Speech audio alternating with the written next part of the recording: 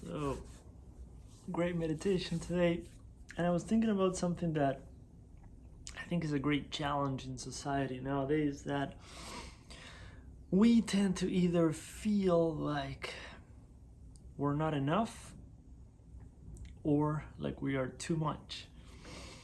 And unfortunately, I grew up with both. I was laughing when I realized that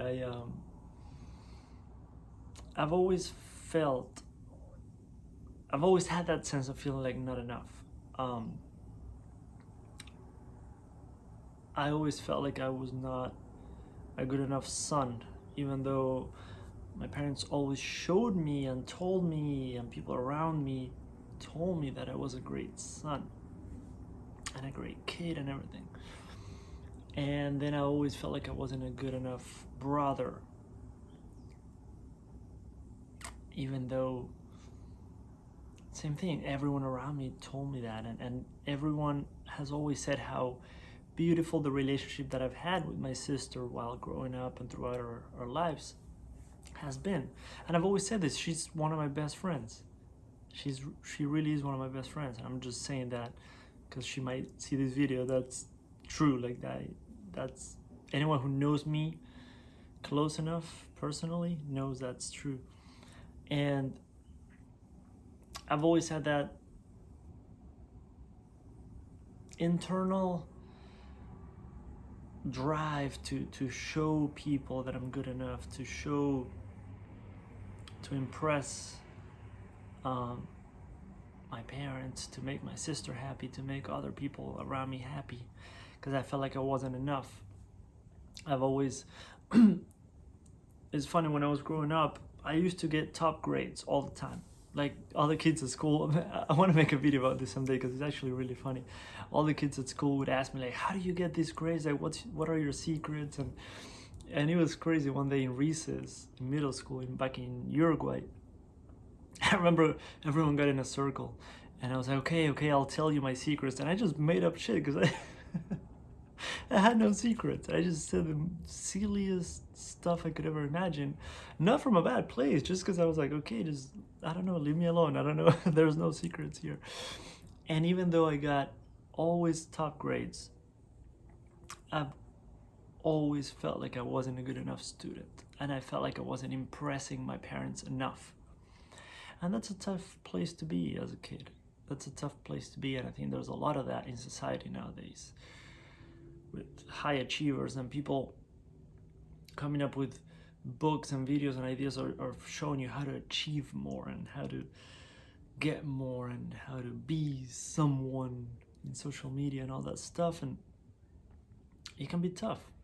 It can be tough. So if you resonate with that, let me know. If you feel like you've been there, maybe either leave a thumbs up or a comment, let me know. And then there's the other side of feeling like you're too much. And that was a funny one for me because, so I've always said it, I've been extremely shy throughout most of my life. But one thing that I've also shared is that within my tiniest circle, my closest circle, so family and my closest friends, I'm a clown, I'm insane, I'm very energetic, very silly, always joking, always playing around and messing around. Which, by the way, I hope that comes out in videos in the future. Like, part of me is not ready for that yet, I guess.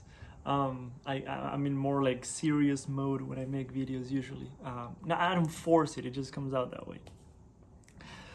But I remember years ago we used to go with another family of friends on vacation for like Christmas and New Year's. And I've always been incredibly energetic, very silly, very playful, joking around all the time. And I would make people laugh like crazy, like crazy. They would like almost pee their pants. And that felt incredible to me, but I I kind of like didn't know where to stop because I had so much energy, because I loved making people laugh, because it made me feel so good, because I was being fully myself. like no fucking filters, zero filters at all. And I would just wouldn't stop, and eventually people would get tired of that.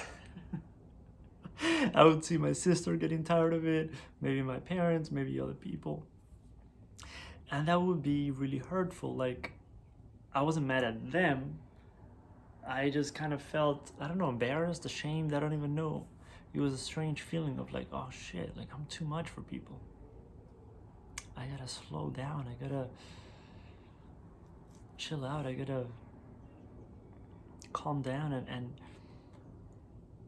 be less of myself, be a little bit more of someone who I'm not, be a little more quiet and calm. And there's a time for that, of course, but I would notice over time that I would suppress those like peaks of like me being very energetic, very funny, very silly, and I would slowly over time suppress that and hold back. So it was a very interesting part of my journey to be on both, not extremes, because it might not be the exact same spectrum, but feeling like you're not good enough. I'm feeling like you're too much for people. I've always felt like I was too different, too weird, too awkward, and people that know me close enough will know that it is like still to this day, like socially, I'm very awkward sometimes. So I have those battles inside of me, like trying to, not forcing it, of course, but trying to accept those parts of myself, welcome that, appreciate that about me, because that's actually what people like the most about me. And yeah, I love that part of myself that went through that, through my entire childhood, through my teenage years. Love that part of myself. And of course, throughout the journey, there'll be more things to look into, more things to face, but I don't mean face in a forceful, negative way. I mean to face those parts of me that maybe are desperately looking for love and hoping to get love from other people because of things within myself that I haven't been able to give to myself. So I think it's a fascinating journey. I think it's a very, very interesting path. Whichever one of those maybe you relate to more, maybe not being good enough or being too much for people, I just invite you to maybe just even go in front of the mirror and just look deep into your eyes. And just whatever comes up, just say it out loud. Say it out loud and just no filters. Just let it all come up and come up and come up and come up. And let that part of you talk. Give that part of you a voice. Give that wounded inner child, give that part of you a chance to express what it went through, to express what it felt like, what it went through, and what it's still there that hasn't been healed, that hasn't been looked at. And it can be a very powerful healing experience. And then maybe tell yourself, you can do it on the inside, you don't need to say it out loud. I know people feel weird sometimes saying things out loud to themselves, but it's very powerfully healing if you've never tried it. But maybe just say to yourself the things that you've always wished that someone else had told you. Maybe your parents, maybe your friends, maybe siblings.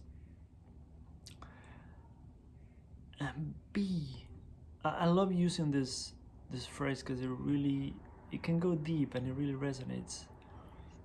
Become or be the parent that you never had. Or become the sibling that you've always wished you had. Or become the friend or partner that you never had and you've always wanted.